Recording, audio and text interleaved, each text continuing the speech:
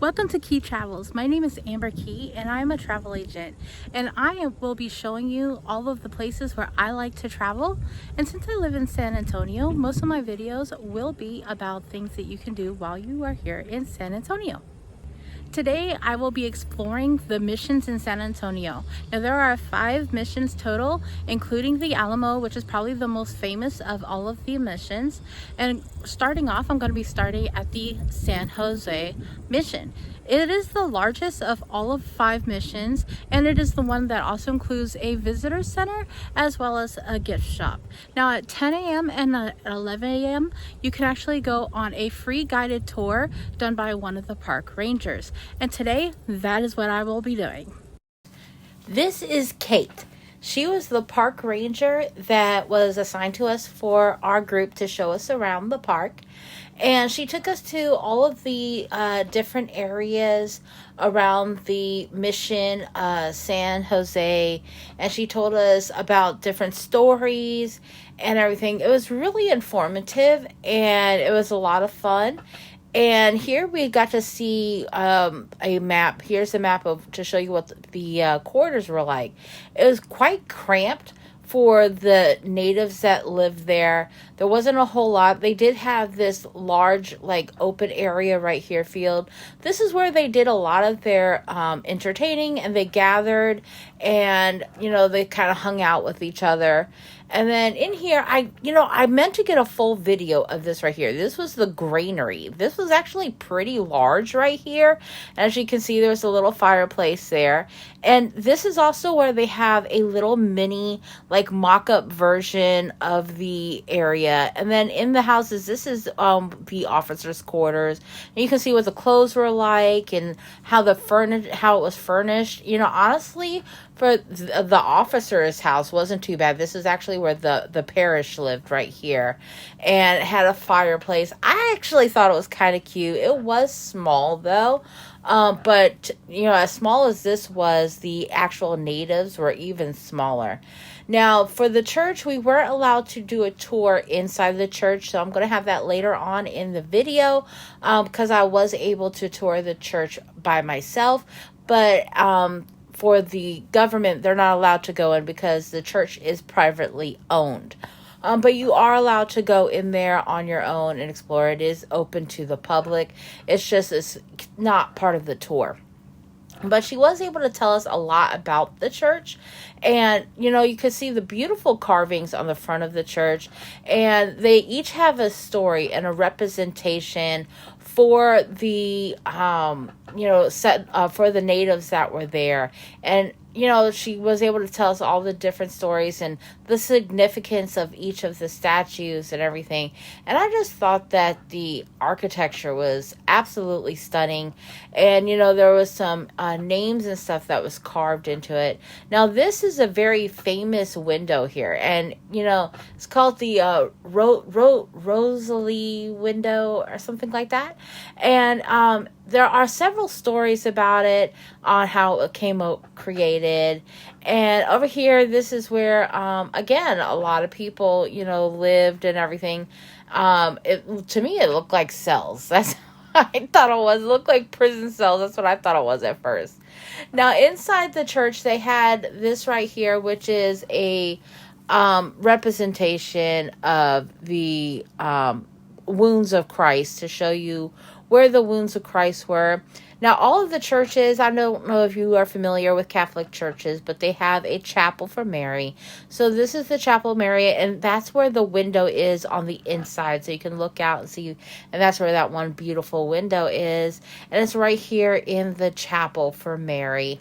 And so you can go in there, so you can, pray to Mary.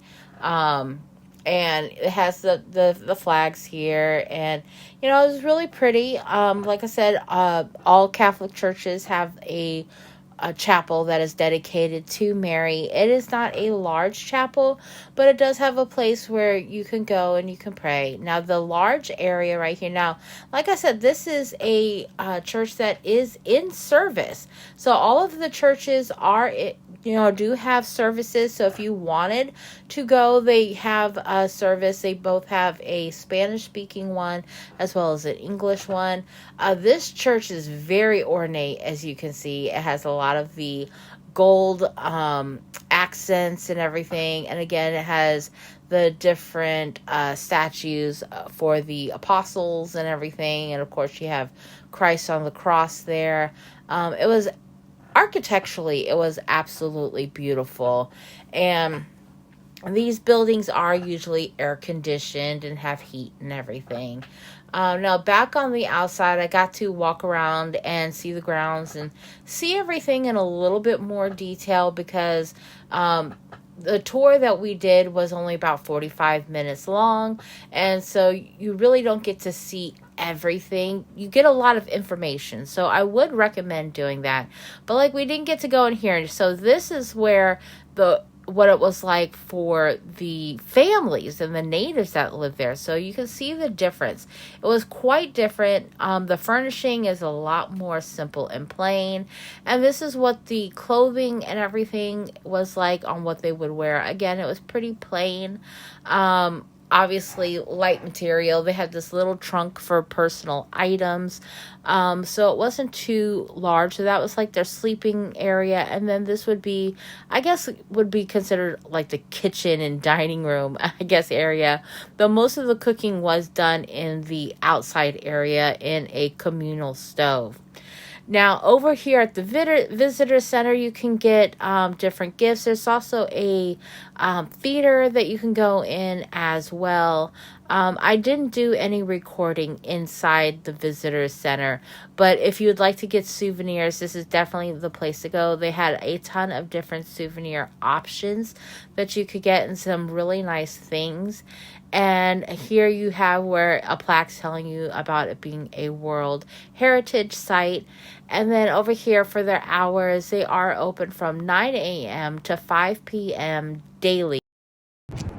So we're at Concepcion now, which is the best preserved of all of the missions here at San Antonio. Let's go take a look inside. So unlike San Jose, Concepcion does not have a free guided tour. So we're just going to have to wing it and see what we can find. I guess I'm going to be doing a lot of reading today. So we are about to enter the church for Concepcion. And if you remember back on the other portion of this video, when we were looking through the San Jose, she said that all of the smooth, shiny spots are brand new, but all of the dark rough spots, those are original. And as you can see, this church is practically original, 100% original. As you can see, there's tons of dark rough spots. So let's go look inside. So as you can see, I wasn't able to go up these stairs right here. It is blocked off. However, if you go up there, that is where the parish is. So you'd go, that's where the main priest would stay. And in here there was a small chapel kind of here. I think this was more of a not really sure what this was used for. And then in here is the main chapel area. As you can see, there were some other people that were here, and it's not quite as elaborate as the one in San Jose, but it is still very nice.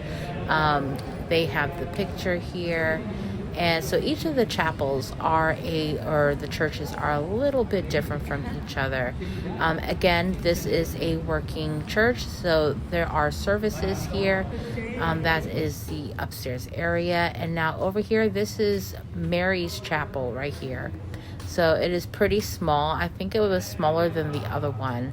But this is the chapel for Mary, because again, every single Catholic church has a chapel for Mary, and this was the chapel for her.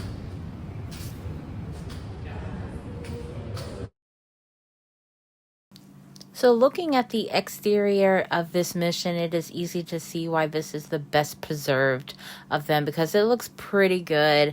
All of it is pretty much original. And what I really liked is in each one of the rooms, they had different displays like this that you could go and you could read and learn a little bit more about this mission. I really enjoyed reading about this and learning to see what life was like here. This little hallway, you know, it's like you could almost imagine people walking through these hallways, and you could go in, like I said, you could go in each one of the rooms and they would tell you a little bit about the natives that lived here. And then they had this right here, which gives you a look of what the mission looked like back when it was all intact, and how they had all of the buildings and everything was a little bit more together, instead of being a little bit more sprawled out like Jose was. That had a huge field in the middle. This one was a little bit more all together. So yeah, it was really beautiful. I loved it. So I am standing now kind of behind where the entrance of the mission is. So right over there is where they have the entrance to the sanctuary. Now behind the sanctuary, there used to be two buildings. Right here, this is where the granary used to be, and they found some remnants, so what gives them clues on it was in fact a granary, and they have a slab right there to show where it was. And then right behind it over here was some remnants of another building. However, they have no idea what the purpose of this building once was. So one of the options that you can do to explore the missions is you can go along the bike trail that they have here. Now you can either use your own bike, or they also have e-bikes that you can rent as well. This stretches all the way from the Alamo all the way down to all of the missions. So on a beautiful day, you could definitely do that. Each one of the missions has an area like this, like a little picnic area, and they have charging stations for the e-bikes. Behind me is Mission San Juan. So as you can see, there is not a whole lot that is here. Most of the mission is pretty much demolished. You do have the church, which is right there, that we will be going and looking at today. And we will look and see about the few things that are there, but mainly it's just a bunch of ruins. So this stop is not going to be too long on your list. It'll probably take you maybe about 10 minutes to see the whole thing. So when you first enter the San Juan Missions area, you will notice that there is where the once stood these one buildings right over here. Well, this is what housed the natives here. So this is where the native community lived. It was very cramped living styles here. They had several families living in these rows right here. And then just past that, you'll see this smaller house. It looks a little bit more traditional to what we see now today. That is where the parish lived, as well as over here. And then right there, that is where the church is. And then next to the church is where they have the information center. Now over here, where the information center and right next to it, that is actually where the rest of the priests and everything used to live. And then over to the corner over there, right about over here, there is a trail that you can go and a path. That is where the farming was. And then over here, you'll see an unfinished building that actually was going to be another church. However, due to funding issues and everything, they were not able to complete it. And then next to it is a post-colonial house that was built in the 1800s that a local family actually lived in. So this is the house that the priest lived in. It was small, but I have to say it was pretty cute. I wasn't able to go inside. I wish I could have went inside. They did have it roped off, but the exterior looked pretty cute. And then it had this little courtyard off to the side.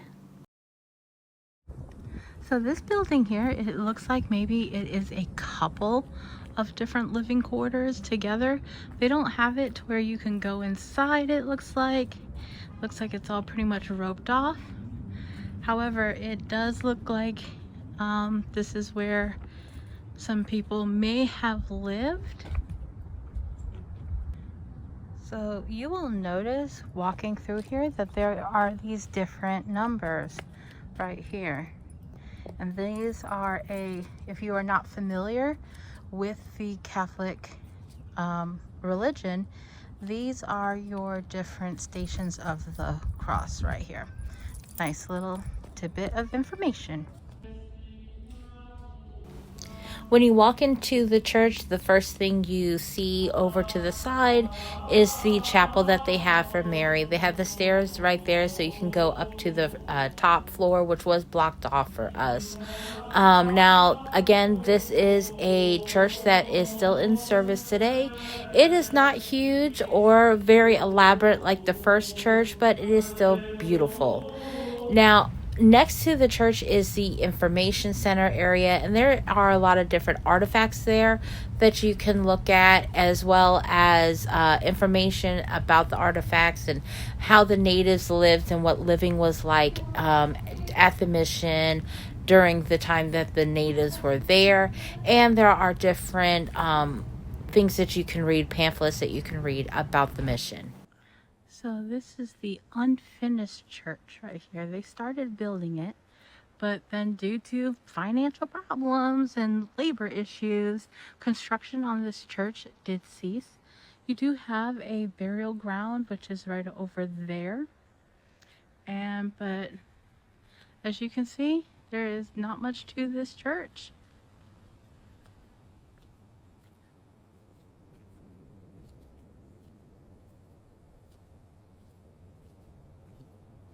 Got a room right in here. It's pretty small, so it is possible that this was intended to be like Mary's Chapel, like we've seen in the other completed churches. So that would be my suspicion on what this room was. I am here at Mission Espada now, and there is not a whole lot that is left. So this is going to be a very short but sweet tour. As you enter the Esplanada Mission, you will see that to the right of you over here, and as well to the left of you over here, this is where the living quarters were. So at the Mission Espada, there really is not a whole lot to see. This building right over here, that is where you can find the restrooms. That is right to the right of when you first walk in. And then you have where you can go to get some information. But most of it is just, you'll see just a bunch of walls and everything. There is a map when you first enter over here that tells you where everything used to be. As you can see, there used to be a workshop as well as a granary. And of course you have the natives' quarters. And then now you do have the church over there. Now that is still intact. I do believe that they refurbished it and rebuilt it. And so that's pretty much what we are going to see today. So the only thing that's really worth seeing at Espada is the church itself.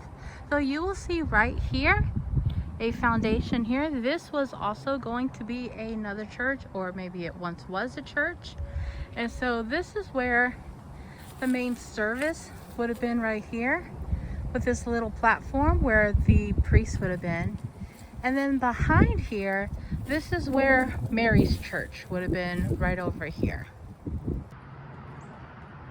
I think of all the churches, out of all of the churches at the missions, this one is probably my favorite. I just love the exterior look of it, and I love the grounds and the landscaping.